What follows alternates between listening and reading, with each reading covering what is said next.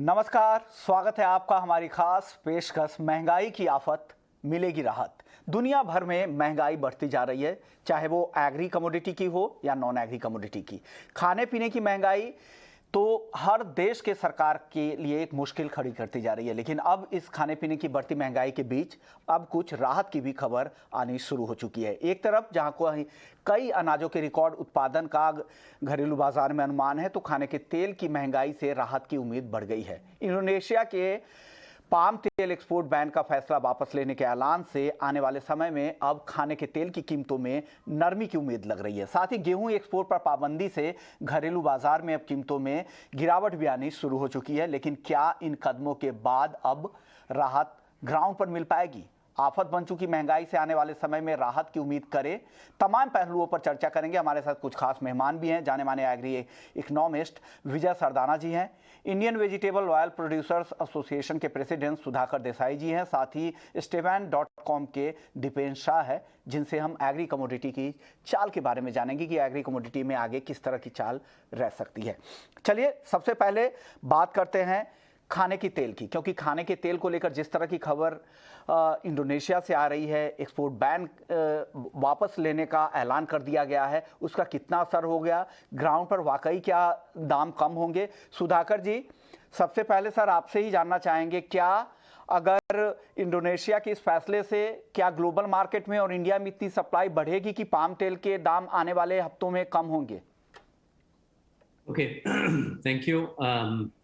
कल ही हम लोग बात कर रहे थे कि इंडोनेशिया का बैन खुल गया है और मार्केट भी कल गिरा actually, but once we know the details of the scheme today, it looks like it is a semi ban lifting. Basically इसलिए क्योंकि इंडोनेशिया गवर्नमेंट अभी बोल रही है कि एक्सपोर्ट तभी लागू होगा, कंपनी वाइज हम टारगेट फिक्स करेंगे कि इतना परसेंटेज, वो परसेंटेज डिफाइन नहीं किया। इसकी वजह से आज कंफ्यूजन था कि हर एक कंपनी इंडोनेशिया में इतना X percentage of commodity they have to give as a domestic market obligation. आपको याद होगा गवर्नमेंट में इंडोनेशिया ने इसी बात से स्टार्ट किया था कि डीएमओ और डीपीओ लागू करने के लिए, मतलब domestic market compulsive supply and domestic price obligation. तो आज के दिन में वो फिर भी चाहते हैं कि एक्सपोर्ट अगर प्रॉफिटेबल हो जाए और एक्सपोर्ट बहुत ज़्यादा हो जाए और डोमेस्टिक में फिर से टाइटनेस आएगा, इसीलिए उन्होंने अभी इस चीज़ को क्लैरिफाई नहीं किया। इसके वजह से आज मार्केट फिर से ये समझने लगा कि रिस्ट्रिक्शन तो कंटिन्यू होगा। लेकिन मैं समझता हूँ कि ये इशू एक दो दिन में रिजॉल्व हो जाएगा, क्योंकि जैसे ओरिजिनली हम बोलते आए हैं कि वहाँ जगह नहीं है माल रखने का, और ट्रक्स वगैरह प्लांट्स में भरा पड़ा हुआ है। All the factories are full, they are waiting for the export restrictions to be removed and exports to continue. तो मेरे ख्याल से एक दो दिन की बात है और सप्लाई रेगुलराइज हो जाएगा इंडोनेशिया से। और इसमें एक और चीज जो कल भी मैं बता रहा था कि उन्होंने क्या किया, बेसिकली एक्सपोर्ट के लिए $575 on crude palm oil, on refined products $408। इसके वजह से जो रिफाइनरीज है इंडोनेशिया के, they find it very profitable to export outside. So I think it is a matter of their understanding. They are also talking about Indonesian reserves. कि Indonesia ब्यूलॉग करके एक है इधर इंडिया का एजेंसी जैसा, नैफेड वगैरह जैसा, तो उनको रिस्पॉन्सिबिलिटी देना चाहते हैं वो लोग कि वो रिजर्व क्रिएट करेंगे। तो ये तीन बातों पे कंफ्यूजन अभी है, तो आप समझ लीजिए ये एक दो दिन में रिजॉल्व हो जाएगा।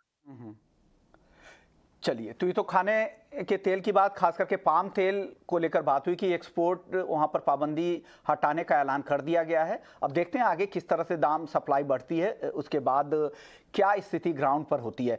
चलिए, हमारे साथ विजय सरदाना जी हैं, एग्री इकोनॉमिस्ट है। सर, इस साल के जो थर्ड एस्टीमेट सरकार की तरफ से जारी किए गए हैं, उसके मुताबिक कई एग्री कमोडिटीज़ के बम्पर उत्पादन के, कई के रिकॉर्ड उत्पादन के अनुमान है, जिसमें तिलहन भी है, राइस भी है, शुगर भी है, और हालांकि गेहूं के उत्पादन में थोड़ी कमी है। लेकिन जिस तरह के बम्पर उत्पादन के आंकड़े आ रहे हैं, क्या लग रहा है आपको कि ग्राउंड पर उसका फायदा मिलेगा? दाम आने वाले समय में एग्री कमोडिटीज के कम होंगे?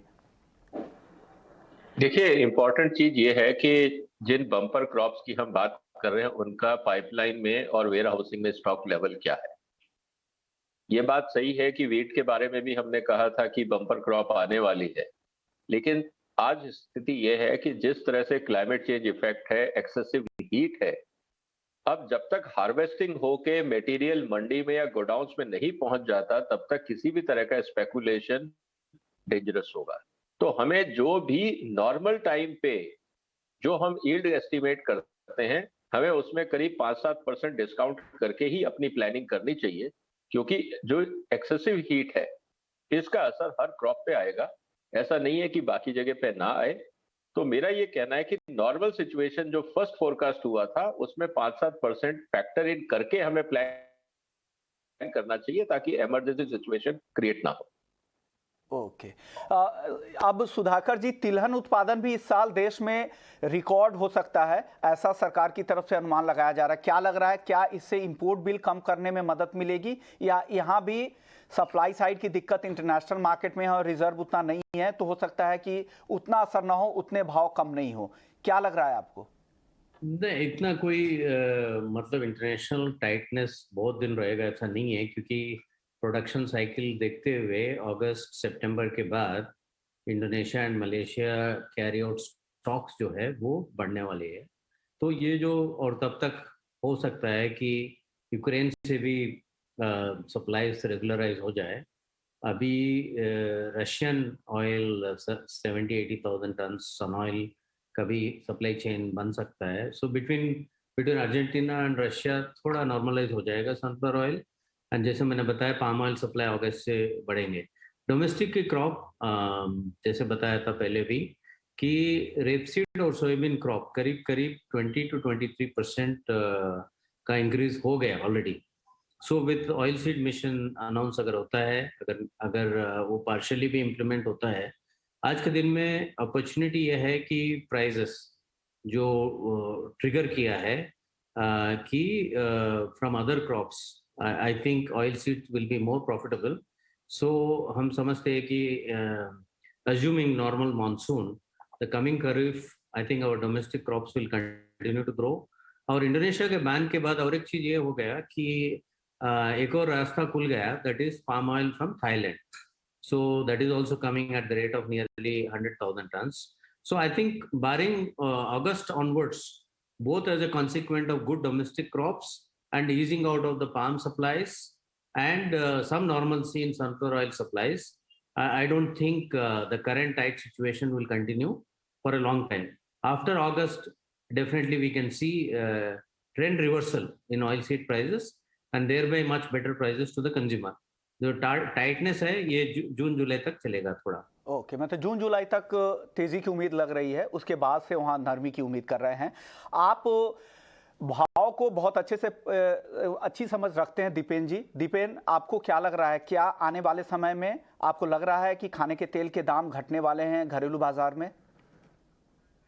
जी, गुड आफ्टरनून। सबसे पहले इसे स्पेशल शो पे बुलाने के लिए आपका धन्यवाद।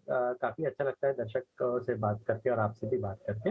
देखिए, आपने सही बताया कि प्राइसेस की हम पैनी नज़र रखते हैं और इनफैक्ट इंडिया की हम अकेले कंपनी होंगी जो फिजिकल कमोडिटीज़ को भी टेक्निकल एनालिसिस के नज़रिए से हम देखते हैं।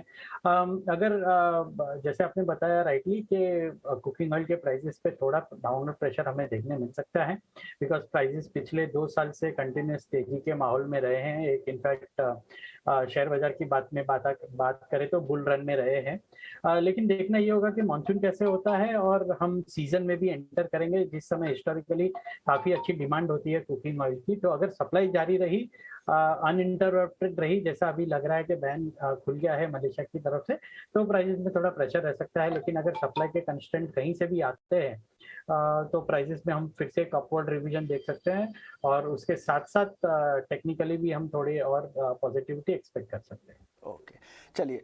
अब सरदाना जी, एक और सवाल। इंडोनेशिया ने जिस तरह से एक्सपोर्ट बैन किया था, उसके बाद बाजार में, खास करके घरेलू बाजार में काफ़ी चिंता बढ़ा दी थी। तो क्या वो अलार्मिंग बेल था या एक ऐसे संकेत थे कि अब आपको तैयारी शुरू कर देनी होगी, ताकि घरेलू बाजार में तिलहन उत्पादन पर भी आत्मनिर्भर होना पड़ेगा? तो क्या अब ये सही वक्त है, एक हमें संकेत मिल गया है कि हमें इसकी तैयारी शुरू करें और इंपोर्ट पर अपनी निर्भरता कम करें? देखिए, 140 करोड़ का देश कभी भी अंतर्राष्ट्रीय बाजार पे निर्भर करके अपनी इकोनॉमिक पॉलिसी को और इन्फ्लेशन कंट्रोल को इफेक्टिव रूप में मैनेज नहीं कर सकता है। हम लोग आइलैंड कंट्री नहीं हैं, हम लोग श्रीलंका या मालदीव या नेपाल या भूटान नहीं है, हम सिंगापुर भी नहीं, या हम मलेशिया भी नहीं है जहां की आबादी 5-7 करोड़ की होती। मेरा कहना यह है कि 140 करोड़ आबादी को खिलाने के लिए दुनिया में कोई सप्लायर नहीं। जो भी आपको सप्लाई देगा वो आपको पूरी तरह से एक्सप्लॉइट करेगा, हर लेवल पे करेगा, चाहे वो क्रूड हो, चाहे वो पाम हो, चाहे वो कोई और चीज हो। इसीलिए भारत सरकार को और भारत की इंडस्ट्री को यह मानना ही पड़ेगा सूनर और लेटर, जब तक आप आत्मनिर्भर नहीं होंगे तब तक आपको दुनिया चैन से बैठने नहीं देगी। चाहे वो एडिबल ऑयल का मुद्दा हो, चाहे वो पाम का मुद्दा हो, चाहे वो सोयाबीन हो या कोई और क्रॉप हो। तो इसीलिए इस बात को आपको समझना होगा। कारण बहुत सिंपल है कि जब भी आप बाजार में उतरेंगे, आप कोई 2, 4, 5 कंटेनर खरीदने नहीं उतरेंगे। आप जब भी बाजार में उतरेंगे, आप मिलियंस ऑफ टन खरीदने उतरेंगे। और दुनिया में कोई ऐसा देश नहीं है या व्यापारी नहीं है जो आपकी डिमांड का फायदा प्रॉफिटियरिंग में या एक्सप्लॉयटेशन के लिए ना करे, क्योंकि कोई भी ट्रेडर चैरिटी नहीं कर रहा, उसको बाजार का पूरा फायदा उठाने का हक है। तो इसलिए जिस जिस सेक्टर में आप इंटरनेशनल मार्केट पे डिपेंडेंट होंगे, वहां आपको परेशानियां हमेशा रहेंगी। चाहे बाकी देश इंडोनेशिया हो या अमेरिका हो या यूरोप हो, वो कुछ भी आपको बोले, आपको आत्मनिर्भर का रास्ता अपनाना पड़ेगा, ऑयल सीड मिशन पे फोकस करना पड़ेगा, नहीं तो आपके लिए ये चुनौतियां हमेशा बनेगी। सुधाकर जी, अब आपसे भी मेरा इसी से जुड़ा हुआ सवाल ये होगा कि बॉटलनेक्स क्या है, क्या दिक्कतें आ रही है, क्योंकि आप एक एसोसिएशन को भी रिप्रेजेंट कर रहे हैं, सिर्फ इमामी एग्रो को रिप्रेजेंट यहाँ पे नहीं कर रहे हैं। तो एसोसिएशन की तरफ से सिर्फ सरकार पर ही आप लोग निर्भर है या आपकी तरफ से भी कुछ पहल हो रही है ग्राउंड पे? कैसे उत्पादन बढ़ाने के लिए, क्या कॉन्ट्रैक्ट फार्मिंग हो या कोई और तरीका हो जिससे तिलहन उत्पादन के लिए कोई तैयारी आप लोग करवा रहे हैं अपने एसोसिएशन की तरफ से?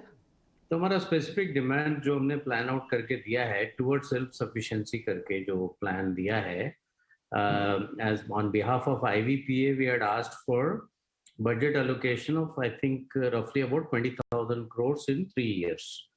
उसमें क्या क्या चीज है apart from oil palm plantation जिसमें 11,000 करोड़ ऑलरेडी अनाउंस किया गया। What are the easy things to do rather without any complication? Number one, productivity in main oil seeds, groundnut and mustard and soybean and sunflower in that order. So उसके ऊपर थोड़ा focus देंगे क्योंकि price तो attractive तो हो गया। देखिए सबसे ज्यादा इंपॉर्टेंट है, you can not grow something that is very unprofitable to the farmers today. While we are getting troubled with the consumer prices, the one good thing is कि ऑयल सीड का जो प्रॉफिटेबिलिटी है cultivation का, जिस तरीके से वो input ला सकता है, हाइब्रिड सीड ला सकता है, अच्छा सीड डाल सकता है, कुछ एग्रीकल्चर प्रैक्टिसेस इंप्रूव कर सकता है, थोड़ा बहुत इरिगेशन फैसिलिटीज इंप्रूव कर सकता है। क्योंकि इंडिया में ऐसा नहीं है कि ऑयल सीड का यील्ड हर जगह कम है, only in certain pockets it is low. So identifying these areas I think we can easily overcome and increase our domestic cultivation. If you cannot think कि it is going to happen in 2 years or 3 years, 5-6 साल अगर काम करेंगे, जो import dependency जो 65% है आज के दिन में, उसको बिलो 40% करने के लिए क्या प्लान है, कौन सी state wise oil wise plan बनने से ये बिल्कुल पॉसिबल है। One of the most important thing is productivity, good quality seeds and irrigation and a very state specific plan. उससे हमारा definitely we will achieve better dependency on domestic crops. Sardana ji, yield की बात सुधाकर जी कर रहे थे, तो यील्ड को लेकर काफ़ी चिंता है। अभी कॉटन के कई सारे एक्सपर्ट से बात हो रही थी, तो वो बता रहे थे कि वर्ल्ड का जो एवरेज है कॉटन में पर हेक्टेयर यील्ड का, वो हम आधे के आसपास है पूरी दुनिया में। तो ये इस फ्रंट पे कितना काम करने की ज़रूरत है, और क्या इसके लिए हमें मॉडिफाइड जेनेटिक मॉडिफाइड सीड्स वगैरह भी लाने चाहिए, या जो अभी चल रहा है उसी हिसाब से चले, फिर कैसे यील्ड बढ़ेगा, क्या करना पड़ेगा उस फ्रंट पर?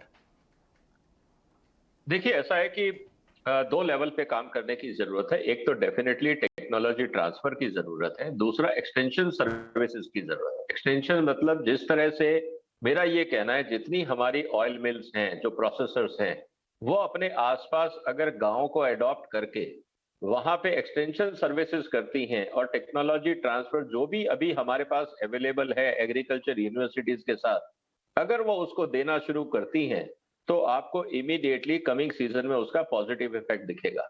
अनफॉर्चुनेटली हमारी कंपनियों का एक्सटेंशन सर्विसेज काफी वीक है। एसोसिएशन ने शुरू किया है, जैसे सॉल्वेंट एक्सट्रैक्टर ने अपना एक्सटेंशन एक्टिविटी शुरू किया है, लेकिन कंपनी लेवल पे जब तक लोग पार्टिसिपेट नहीं करेंगे, एक एसोसिएशन या भारत सरकार का डिपार्टमेंट नहीं कर पाएगा, क्योंकि कंपनियां हर डिस्ट्रिक्ट में हर जगह पे फैली हुई हैं। किसान उनकी सुनेगा क्योंकि कंपनियां उससे परचेज करती हैं। जब तक कंपनियों का एक्सटेंशन एक्टिविटी और टेक्नोलॉजी ट्रांसफर में पार्टिसिपेशन नहीं होगा, अगर हम सरकार के भरोसे रहेंगे तो सरकार के पास 25 सेक्टर और हैं।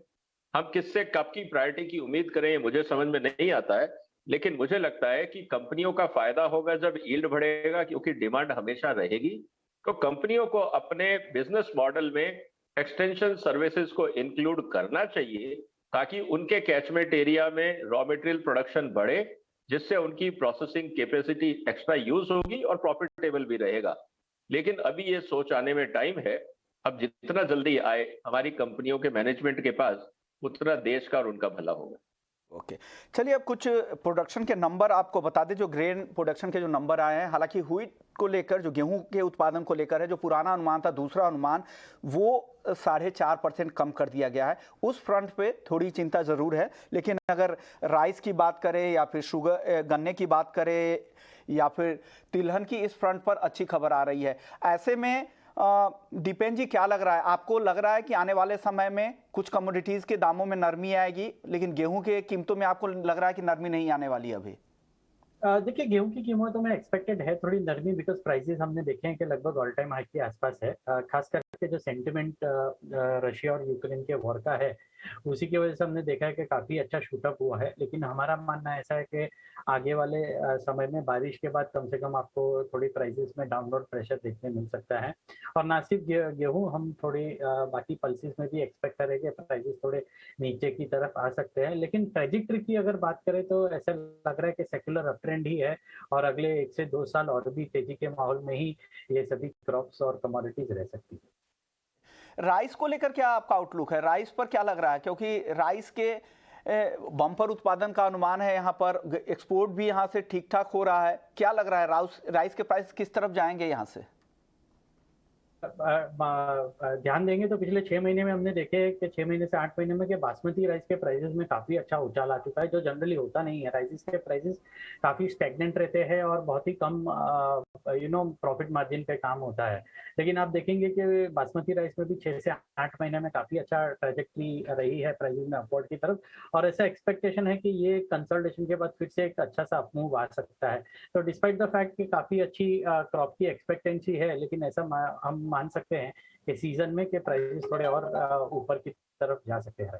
ओके, चलिए अब एक और आंकड़ा है, वो है एक्सपोर्ट बैन को लेकर। कई सारे कंट्रीज, जब से रूस यूक्रेन युद्ध शुरू हुआ है उसके बाद से कई कंट्रीज ने अपने फूड एक्सपोर्ट को बैन कर दिया अगले 1-2 सालों के लिए, जिसमें Argentina, Algeria, Egypt, Iran, Ukraine, रूस जैसे कई देश है। भारत से भी गेहूं एक्सपोर्ट को बैन कर दिया गया है।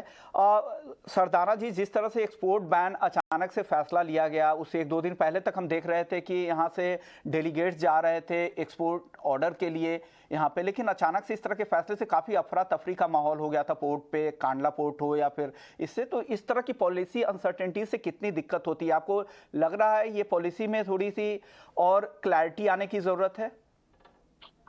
मेरे ख्याल से भारत सरकार का डिसीजन बिल्कुल सही है, इसमें कोई कंफ्यूजन की स्थिति नहीं है, क्योंकि किसानों का माल बिक चुका है। मुश्किल से 5-7-10% किसानों के पास होगा। आप इस बात को समझिए कि भारत में किसानों से जो प्रोडक्शन या जो कंजम्पशन जो लोकल इंडस्ट्री ने खरीदा होगा या ट्रेडर्स ने खरीदा होगा, 20-21-22 रुपए के आसपास है। अंतरराष्ट्रीय बाजार 40 से 50 के बीच में चल रहा है। 140 करोड़ की आबादी की food security is priority, trade is secondary. इस बार जिस तरह से क्लाइमेट चेंज इफेक्ट आया है, हमने देखा है कि 15-20% कई एरिया में व्हीट का प्रोडक्शन कम हुआ है, क्वालिटी ऑफ व्हीट कम हुआ है। अगर ये ट्रेंड अगले साल भी रहता है तो सिचुएशन कॉम्प्लिकेटेड हो सकती है। इस साल कम से कम शॉर्टेज नहीं होगी, लेकिन बफर मेंटेन करना जरूरी है, पहली बात। दूसरी बात, वीट डिप्लोमेसी भारत के लिए फायदे का एक सौदा हो सकती है। अगर आज यही माल भारत के किसानों का प्रोडक्ट कोई कंपनी खरीद के अंतरराष्ट्रीय बाजार में बेचती है, 20 रुपए का माल लेके 40 में बेचती है, तो 40 रुपए का फायदा ना तो भारत को मिलने वाला है ना भारत के किसानों को। इसलिए भारत सरकार के पास अगर सरप्लस वीट है और जिस देश को चाहिए वो भारत सरकार के पास आए, G2G पे बात करे, भारत सरकार अंतरराष्ट्रीय रेट पे दे, जो सरप्लस पैसा आएगा वो भारत के किसान की सब्सिडी, चाहे क्योंकि यूरिया के रेट भी ज्यादा है, पेट्रोल के रेट भी ज्यादा है, बाकी सब्सिडी की भी जरूरत है, उस पैसे का सही उपयोग होगा। प्लस भारत का डिप्लोमेटिक स्टैंड इंटरनेशनल लेवल पे, जैसे हमने वैक्सीन डिप्लोमेसी की थी, हम वीट डिप्लोमेसी भी कर सकते हैं। तो मुझे लगता है ये कदम आर्थिक रूप से, राजनीतिक रूप से और पॉलिटिकल और डिप्लोमेटिक रूप से बिल्कुल सही कदम है। हाँ, कुछ ट्रेडर्स को नुकसान हो सकता है, लेकिन जब राष्ट्र हित की बात आती है तो वो नुकसान जायज। बिल्कुल सही बात है सर। अब प्राइसेस की बात आपसे कर लेते हैं सर। जिस तरह की मौजूदा स्थिति है, क्रूड फ्यूल के प्राइसेस तो काफ़ी ज़्यादा है, उसमें कोई नरमी के संकेत नहीं मिल रहे हैं। नॉन एग्री मार्केट में भी पूरी तरह से तेज़ी है, हालांकि एग्री फ्रंट पे कुछ अब धीरे धीरे नरमी के संकेत मिल रहे हैं। ऐसे में आपको क्या लग रहा है, क्या आने वाले महीने में कुछ राहत की उम्मीद मिल रही है? सरदाना जी। देखिए, इस समय जहां तक बात है, जब तक पेरिशेबल्स की सप्लाई आएगी, डिमांड सप्लाई का पूरा खेल है। जो चीजें इंपोर्ट ओरिएंटेड हैं, मुझे नहीं लगता उसमें किसी तरह की नरमी की उम्मीद है, क्योंकि एक तरफ डॉलर फ्लक्चुएशन है, दूसरी तरफ इंटरनेशनल सिचुएशन में अनसर्टेनिटी बनी हुई है। ब्रांडेड प्रोडक्ट्स के रेट कम आने की उम्मीद नहीं है, क्योंकि एक बार जब कंज्यूमर को आदत हो जाती है महंगा खरीदना, तो कंपनियों को कोई इंसेंटिव नहीं होता है कि वो अपने रेट कम करें। होलसेल रेट पे बल्क कमोडिटी ट्रेड में कुछ रेट कम आ सकते हैं बिकॉज ऑफ कंपटीशन, लेकिन ओवरऑल बहुत ज्यादा कोई दाम कम हो ब्रांडेड और लॉन्ग शेल्फ लाइफ प्रोडक्ट के, मुझे नहीं लगता। हाँ, सब्जियों के दाम कम हो सकते हैं क्योंकि आप उनको स्टोर नहीं कर सकते, उनके लिए लॉजिस्टिक्स चैलेंजेस है, तो जो प्रोडक्शन होगा वो कंजम्पशन में जाएगा। तो मुझे नहीं लगता कि तेलों के दाम बहुत कम होंगे या चावल के दाम या गेहूं के दाम बहुत कम होंगे, क्योंकि ट्रेड को भी पता है कि अगर एक बार जो आदमी तेल 200 रुपए खरीदना शुरू कर दिया, पहले 100 का 200 अगर हो जाता है, तो उसको अगर आप 10 रुपए भी कम करते हैं, 190 भी करते हैं, तो बाजार को ये कह दिया जाता है देखिए चीजें सस्ती हो गई है। तब ये कोई नहीं पूछता कि पहले 100 था, अब 200 हो गया और अब घट के 180 हो गया। तो ये कंज्यूमर साइकोलॉजी है जिसका फायदा बाजार उठाता है और उठाना भी चाहिए। This is the way markets operate. लेकिन अगर हम ये उम्मीद करें कि बहुत ज्यादा रेट कम हो जाएंगे, मुझे नहीं लगता। फिलहाल में बहुत ज्यादा कमी की उम्मीद नहीं लग रही है कीमतों में। अब सुधाकर जी, आप लोग क्या अपने एसोसिएशन की तरफ से, अपनी कंपनी की तरफ से क्या सस्ते तेल का फायदा रिटेल ग्राहकों तक पहुंचाने की कोशिश करेंगे? लग रहा है आप लोग पास ऑन करेंगे क्या कीमतें कम करके? देखिए, पिछले एक हफ्ता 10 दिन से कोई सेल नहीं है इंडिया के अंदर, और मार्केट करीब करीब $200 कम हो गया पाम का एंड बाकी तेलों का भी। तो इसलिए वो तो इमीडिएटली पास ऑन करके सेलर प्रेशर तो बनी हुए है। But I want to tell you 3 things looking at the Indonesian situation which we are following very closely. जैसे अभी वेट का भी डिस्कशन हुआ है। नंबर 1, जब अनसर्टेनिटीज, ग्लोबल अनसर्टेनिटीज और सप्लाई चेन डिस्टॉर्शंस आ रहा है, तो number 1 is that we need to stock up very well, right? क्योंकि कभी बैन, कभी डिस्ट्रप्शन, कभी फ्रेट का नॉन अवेलेबिलिटी, कभी ये सब इश्यूज बहुत सारे हैं आज के दिन में। सो नंबर 1 रिकमेंडेशन मेरा ये रहेगा कि स्टॉक कंट्रोल जो 50 टन्स डीलर के लिए रखा है इंडिया के अंदर and 3 tons only for oil for retailers, this is far less than what the daily sales of the retailer is, और जो होलसेलर जितना रख रहा है। तो नंबर 1, अपने को आज के दिन में स्टॉक होर्डिंग की बातें ना करें, स्टॉक अप करे, सप्लाई चेन को पूरा फुल रखे, नहीं तो I can see that the supply chain is getting very very dry.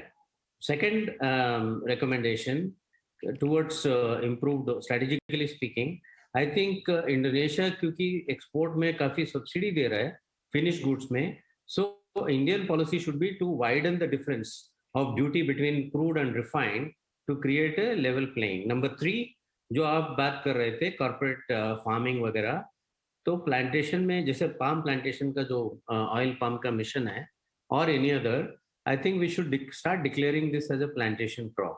So तभी companies can withstand. We'll see the stable policy long term, and then the capital will be infused into the markets. So capital के लिए ये थोड़ा बहुत regulatory adjustment की जरूरत है. Oil palm तो definitely looking at the Indonesian Malaysian situation, lot of work has been done in the oil palm mission. Lot of meticulous details have been done. Only one thing is little bit missing कि उसको plantation crop declare किया जाए, like tea. Okay So this will be my 3 recommendations. Okay Dipen ji, Covid के समय से ही हम देख रहे हैं पिछले 2-2.5 सालों में जिस तरह से एग्री कमोडिटी की एक तरफा चाल देखने को मिली, जबरदस्त तेजी के दौर में है. अब लग रहा है कि आपको आने वाले समय में कुछ नरमी की उम्मीद है क्या एग्री कमोडिटीज में? देखिए, एग्री कमोडिटीज की बात करेंगे तो जनरली साइक्लिकल होती है और तेजी मंदी का माहौल जनरली एक मल्टी ईयर टाइम पीरियड तक चलता है. डिफरेंट कमोडिटीज के डिफरेंट प्राइसेस हम एक्सपेक्ट कर रहे हैं. आज भी पल्सेस के प्राइसेस हम एक्सपेक्ट कर रहे हैं कि सीजन जब भी आएगी, सीजन से मेरा मतलब है कि फेस्टिव सीजन हम स्टार्ट करेंगे बारिश के बाद, तो तभी प्राइसेस थोड़े और फर्म होंगे, थोड़ी और ऊपर की तरफ गुंजाइश है और काफ़ी अच्छे प्राइसेस हम एक्सपेक्ट कर रहे हैं. मसालों के प्राइसेस भी हम काफ़ी अच्छे एक्सपेक्ट कर रहे हैं.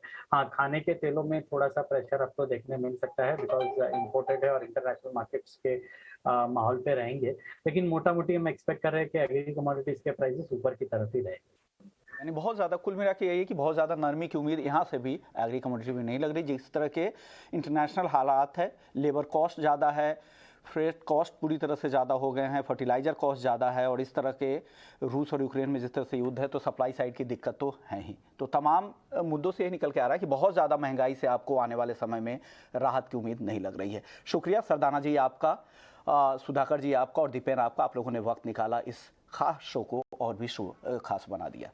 तो इस शो में फिलहाल इतना ही, लेकिन आप बने रहिए हमारे साथ क्योंकि ET नाउ स्वदेश पर खबरों का सिलसिला चलता रहेगा. नमस्कार.